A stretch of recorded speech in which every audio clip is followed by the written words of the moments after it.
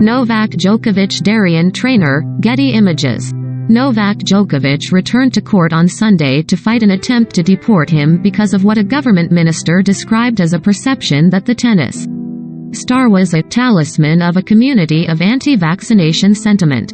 3 federal court judges have been scheduled to hear the challenge, a day before the men's number 1 ranked player and 9-time Australian Open champion was due to begin his title defense. Djokovic spent Saturday night detained back in an immigration hotel after his lawyers had a morning meeting with immigration officials.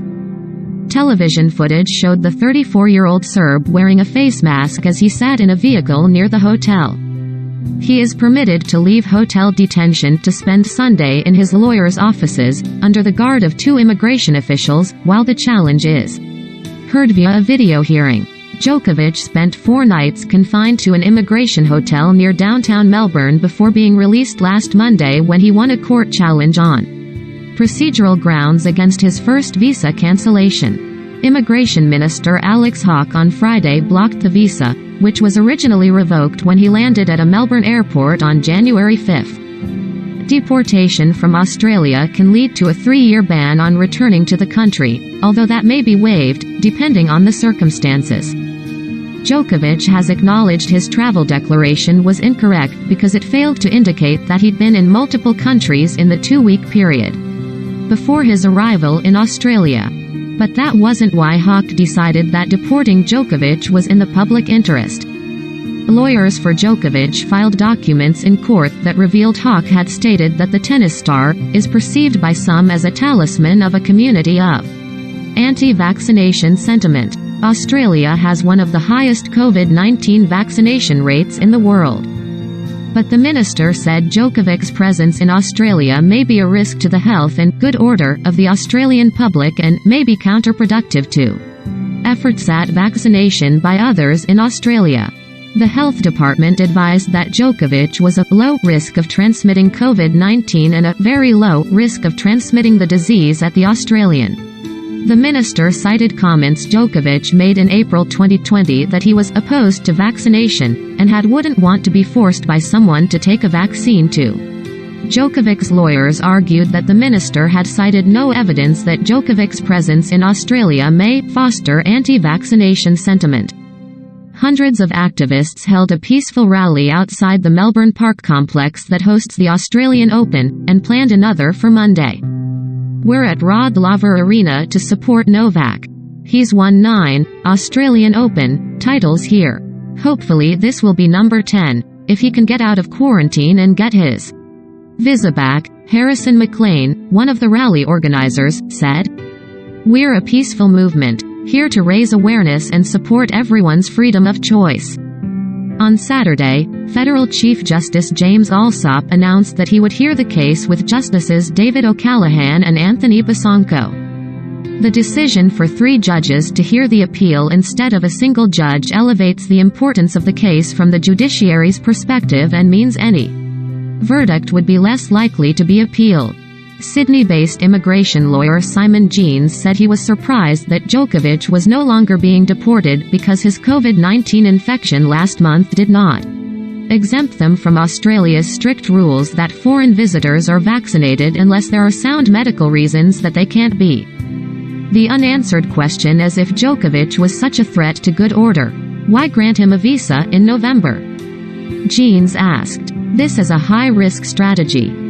It's going to be much harder for the minister to convince 3 judges that what he did was in the public interest.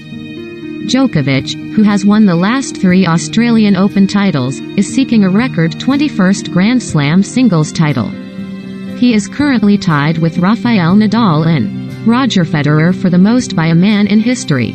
In a post on social media Wednesday that constituted his most extensive public comments yet on the episode, Djokovic blamed his agent for checking the wrong box on his travel document, calling it a human error and certainly not deliberate. In that same post, Djokovic said he went ahead with an interview and a photo shoot with a French newspaper in Serbia despite knowing he'd tested positive for COVID-19. Djokovic has been attempting to use what he says was a positive test taken on December 16 to justify a medical exemption that would allow him to avoid the vaccine requirement on the grounds that he already had COVID-19. In cancelling Djokovic visa, Hawke said Prime Minister Scott Morrison's government is firmly committed to protecting Australia's borders, particularly in relation to the COVID-19 pandemic. The episode has touched a nerve in Australia, and particularly in Victoria State, where locals went through more than 260 days of lockdowns during the worst of the pandemic. Australia faces a massive surge in virus cases driven by the highly transmissible Omicron variant.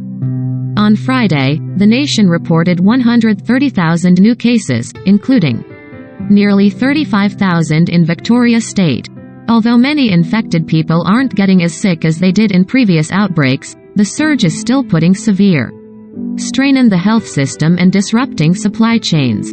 Djokovic supporters in Serbia have been dismayed by the visa cancellations. Serbian President Aleksandar Vučić accused the Australian government of harassing and maltreating Djokovic and asked whether Morrison's government is just trying to score political points ahead of upcoming elections. Why didn't you return him back right away, or tell him it was impossible to get a visa? Vučić asked the Australian authorities in a social media address. Why are you harassing him and why are you maltreating not only him, but his family and an entire nation that is free and proud? Everyone at the Australian Open is required to be vaccinated. According to Grand Slam rules, if Djokovic is forced to pull out of the tournament before the order of play for day 1 is announced, number 5 seed Andrei Rublev would move into Djokovic's spot in the bracket. If Djokovic withdraws from the tournament after Monday's schedule is released, he would be replaced in the field by what's known as a lucky loser, a player who loses in the qualifying tournament but gets into the main draw because of another player's exit before competition has started.